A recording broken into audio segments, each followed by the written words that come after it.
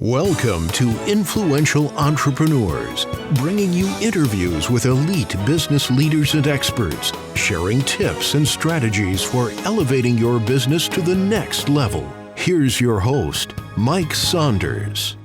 Hello and welcome to this episode of Influential Entrepreneurs. This is Mike Saunders, the Authority Positioning Coach.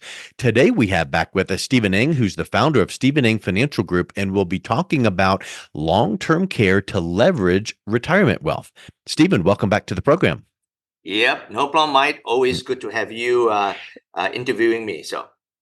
Yes, this is a really important topic, and I feel like a lot of times people do not make the correlation to leverage long-term care to leverage retirement wealth. Well, there's a connection there, and I want to dive right into that and understand what that is, because statistically, I think that people would be surprised at how many times long-term care really is needed. So how do you work with your clients to help them understand these long-term care options? Yeah, Mike, I think most people do not really understand the risk of living too long. 50 years ago, if you have a stroke or heart attack, you're not around. Today, you are around, but you may not be able to take care of yourself, which is basically doing 2 out of the 6 ADLs, which is the activities of daily living. According to the survey, in particular, the National Long-Term Care Clearinghouse, 70% of individuals over 65 will require at least some type of long-term care. And of all Americans aged 65 and or older, 1 in 5 will require long-term care services for 5 or more years. So that is one serious risk, which most people may not be aware of. That is a huge thing, because I feel like a lot of times people go, oh, well, that won't matter. That won't happen to me. And then it does. Or that won't happen to anyone in my family, but then it does.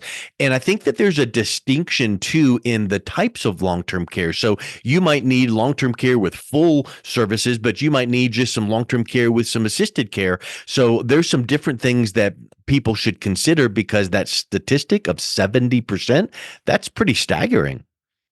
Yep, that is high. And, basically long-term care, there are basically 2 major cares.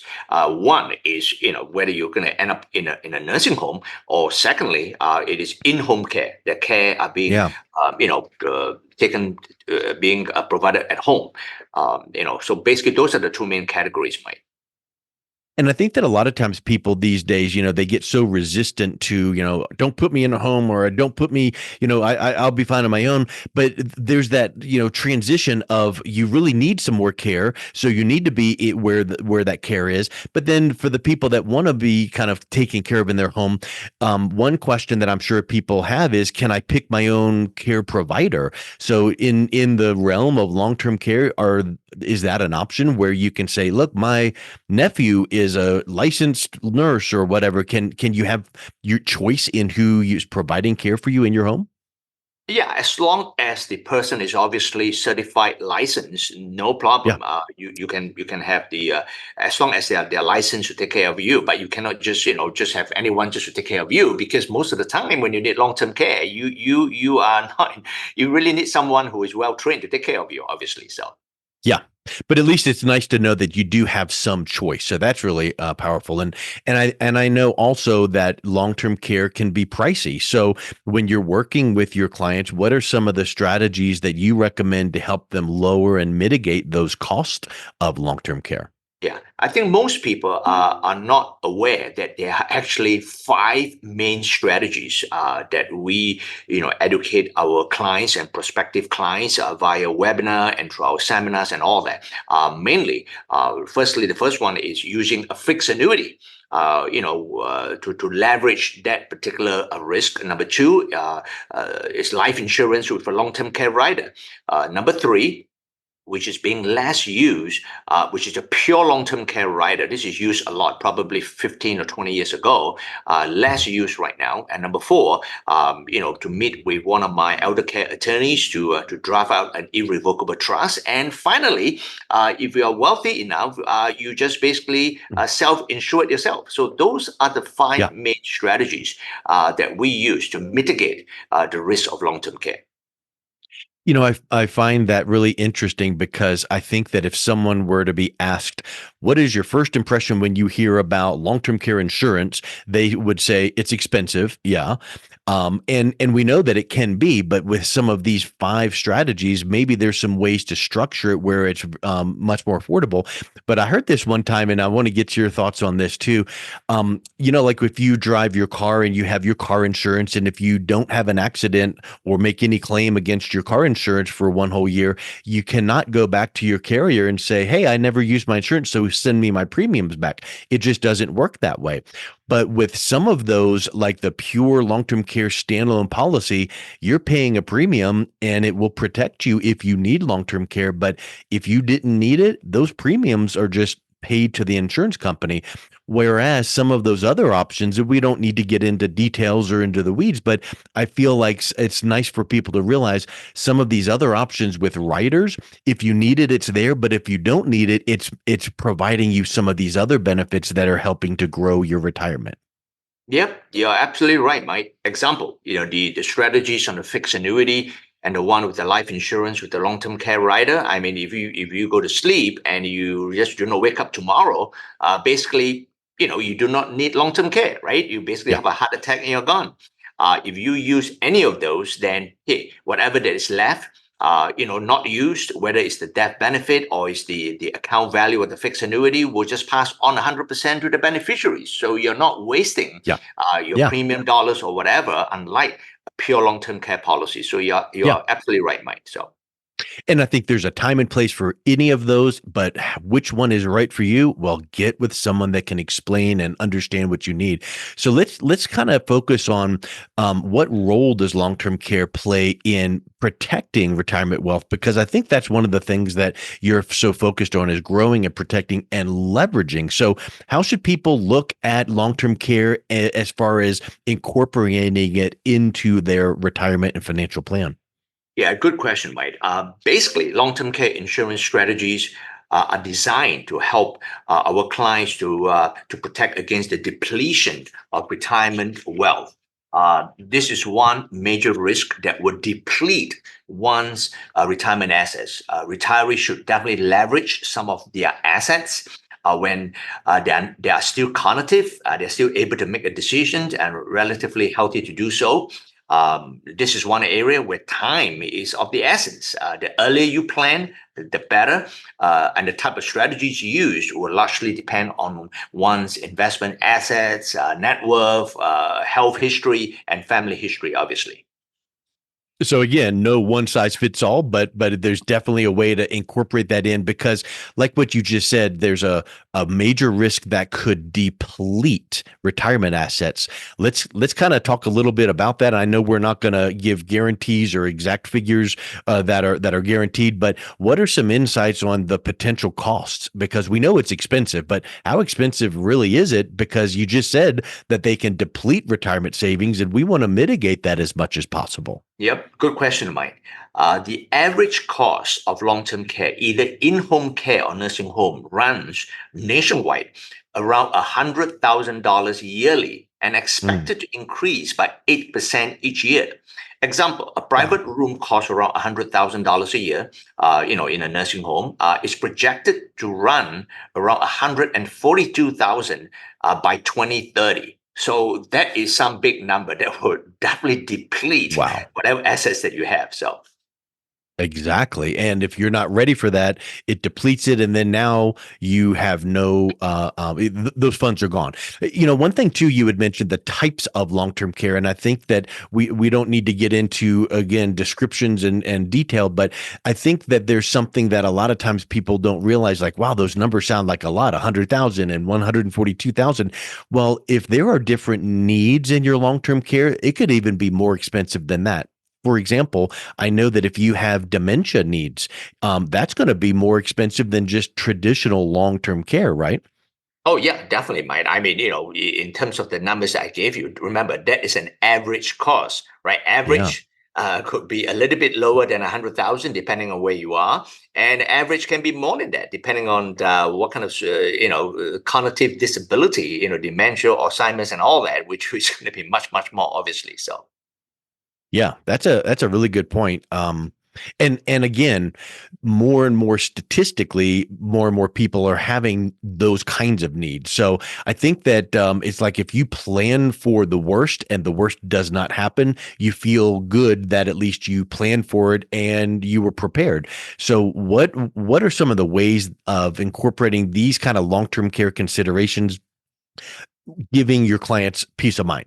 I feel like if I could draw a circle around bolded peace of mind, that's probably one of the biggest things that people just want is peace of mind in to know that they're prepared for retirement. So how does making these plans and considerations for long-term care play into providing that? Yeah. So firstly, I think when you have long-term care protection, a retiree will definitely slow down the depletion of their retirement assets. As I mentioned earlier, this is one healthcare cost and risk that will very quickly deplete one's asset. Secondly, for the goal of legacy transfer for the beneficiaries, the retirees will be able to pass on much more assets to the beneficiaries. And finally, I think it is, that peace of mind in retirement, knowing that you're not going to be a burden to your loved ones, right? And you can have a smarter control of your assets to live out your golden years. And no one wants to burden your loved ones and all that. And I tell people all the time, you know what? Make decisions, take actions while you're able to do so. Unfortunately, some of the clients and the people that we talk to might by the time they come to us is way too late. They may Yeah. not be in the right frame of mind to make a decision, and it's way too late. So I tell Yeah. people this is one area where time is of the essence. Make a decision while you have the mental capacity to do so. It's just so important. So I think that you said something that really is important that I want to make sure people are picking up on: burden to the loved ones.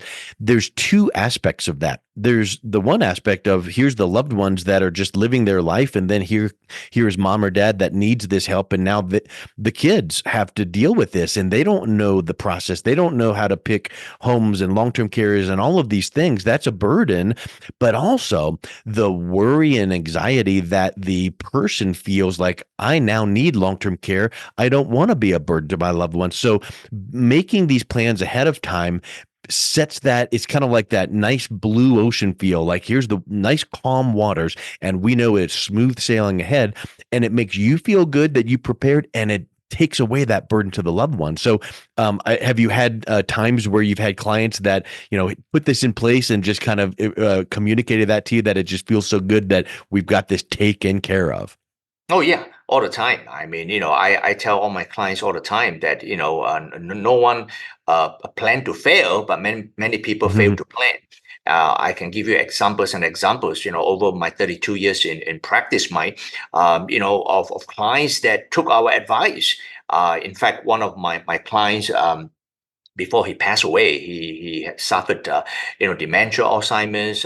Thank God we had long-term care strategies put in place for almost maybe 10 years ago. Thank God they did that. We were able to take out a part of their investment, and we leveraged the risk of long-term care. And now the husband actually passed away 2 years ago, and now the wife, the surviving wife is not doing that well. But thank God. She have the long-term care, and the kids Mhm. both are very busy, successful people. They do not need to worry about it because, hey, we got a long-term care plan to take care of that. And I thank God that they made that decision 10 years earlier on, and not when right now, which they are in Yep. no mental capacity to make any decision right now. So I love that quote. No one plans to fail, because who would? Who's gonna write down on a piece of paper, I'm planning to fail and here's how I'm gonna fail. They right. just failed to plan. They just failed to put a plan into place, and like you said, until it's too late. And unfortunately, when it's too late, it actually is just too late. It's pass or fail. So I think that's a huge thing. The other thing that I feel like a lot of people it resonates is, tell me where we might have overlooked something, or tell me where I'm missing out. And you mentioned it, no one plans to fail, but they failed to plan. But I want to tie back to those 5 strategies that you mentioned. mentioned, I think that a lot of times people assume that there's one type of long-term care and it's this type of policy, and I go into this type of facility, and there's a whole world that is now opened up, like you've already described. There's 5 different types of long-term care type of tools that can be used, and then there's in-home, there's facilities. So I think that makes people realize that, okay, I don't know what the right choice for me is, but it really opens up a whole new world to help them realize that I'm going to make sure that I'm not overlooking and missing out on anything. Yep, you're right, Mike. Definitely, you're on point on that comment. Yeah, we realize that a lot of people have no idea that there are 5 major strategies out there. In fact, in part of our educational process, we run a lot of seminars, webinars to educate our clients, and we have actually a webinar just on long-term care risk and how to leverage your wealth take care of long-term care. And the good thing is, as an independent financial advisors, and we are fiduciary, all right, we cannot just recommend one strategy. And the problem is most people think there's only one strategy, which is a mistake. There are actually 5. So my advice to most people is that, hey, take the time to understand that there are 5 major strategies. Speak to someone that is independent so that they can be objective in giving advice. That would be my advice in the area of long-term care. So. We touched on earlier, Stephen, the role of a fiduciary and why that is so critical. The other thing you just brought up is independent. And I feel like that is something that sometimes people don't realize, again, until it's too late. But talk a little bit about what flexibility that gives you, because if I'm understanding correctly, if you work for XYZ company, all you can offer is their products. And you might find yourself kind of going, wow, I wish I could offer something like this, and this, because this client really needs it. But this company that I'm with doesn't offer it. Whereas an independent, you've got unbelievable flexibility to offer what benefits the clients most. Correct. Yeah, Mike. Interestingly, it brings back memories when I first started in this business in 1992. I started in this business by going to work for Prudential, and I'm very thankful. Mm-hmm. Obviously, for Prudential, I got all my licenses and all my basic training with Prudential. By 1995. I realized that that's not the place I'm going to be, because one day I spoke to my sales manager and I said, Mr. Manager, is it all right if I talk about a non-prudential strategies to one of my clients? And my sales manager literally looked at me and said, Stephen, if you ever mention a non-prudential product, you will be fired. So Wow. that was a aha moment for me. Yeah. And I said, if I'm going to be a financial advisor, God willing, for the next 30, 40 years, I just cannot just keep talking about Prudential. There are other stuff out there. So that was a really important decision that I made in 1995. I became independent, meaning I can have all kinds of strategies, all kinds of products, be it long-term care, investment strategies, IRA rescue strategies, and all that by being independent. And because I'm independent, I can be objective in giving advice to my clients. And that is the best way to go about it, in my opinion. I love it. Well, as always, it's so great to listen to you teach and educate. And this has been eye-opening for using long-term care to leverage retirement wealth. If someone is listening to this and wanting to learn more and then also reach out and connect with you, what is the best way that they can do that, Stephen? Yep. But I have to give one final advice on this piece, which is really important. And my advice to clients is always remember, you want to plan your life as though you are going to live for a long time, but live each day of your life as though it is your last day. I think that is a good reminder. If you have any questions, you can either call us at our number, 973-218-9600, or you can go to our website, Stephen, spelled with a PH, STEPHEN, and we would love to help you. Excellent. Well, we'll also have the link to your website in the show notes. And thank you so much for coming back on. It's been a real pleasure talking with you again. No problem. Thank you, Mike. God bless you. The views expressed are not necessarily the opinion of Stephen Ang and should not be construed directly or indirectly as an offer to buy or sell any securities or services mentioned herein. Investing is subject to risks, including loss of principal invested. Past performance is not a guarantee of future results. No strategy can assure a profit nor protect against loss. Please note that individual situations can vary. Therefore, the information should only be relied upon when coordinated with individual professional advice. Securities and investment advisory services offered through Osaic Wealth, Inc., member of FINRA and SIPC. Osaic Wealth is separately owned, and other entities and/or marketing names, products, or services referenced here are independent of Osaic Wealth. You've been listening to Influential Entrepreneurs with Mike Saunders. To learn more about the resources mentioned on today's show or listen to past episodes, visit www.influentialentrepreneurssradio.com.